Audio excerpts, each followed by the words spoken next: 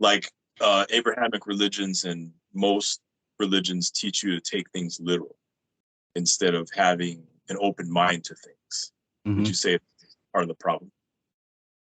Yeah, we've been conditioned to take things. Well, just to sum it up, we've been conditioned to think in a certain way.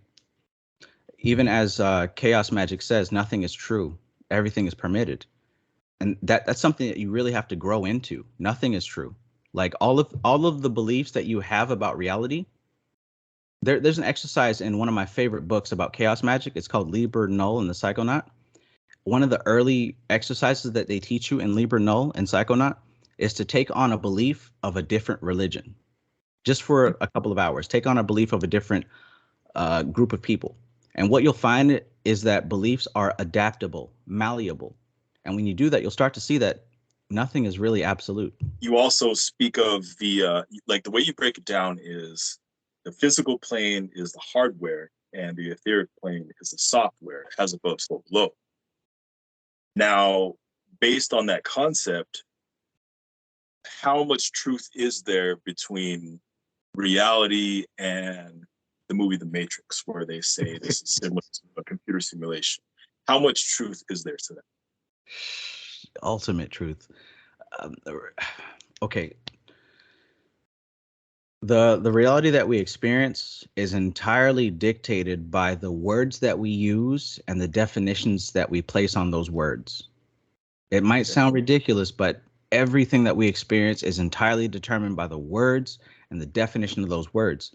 The Matrix isn't some weird computer program off in space somewhere. The Matrix is your interpretation of words and language. So, um, one way that I put it, I put it like this in a recent consultation I had yesterday. Let's say we have two people, two individuals, and they're both experiencing voices that's not necessarily their own.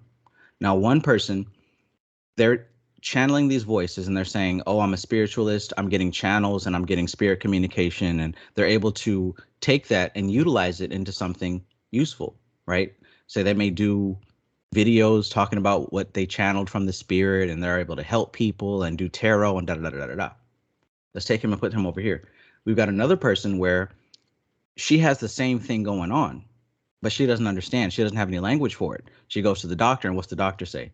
You're schizophrenic. So now that she's got these words and these definitions based on her experience, let's look at this. What type of behavior can come out of somebody who's labeled as a schizophrenic versus someone who has labeled themselves as a spiritualist? The person who labels themselves as a spiritualist, they have so many different things that they can do with these voices that they're hearing. But the person who's Right. been labeled as a schizophrenic, they think they're broken. They think they're crazy. They think they need medication. They need to go get treatment. They're limited into a space that's really not efficient. So that's how powerful that words and definitions are.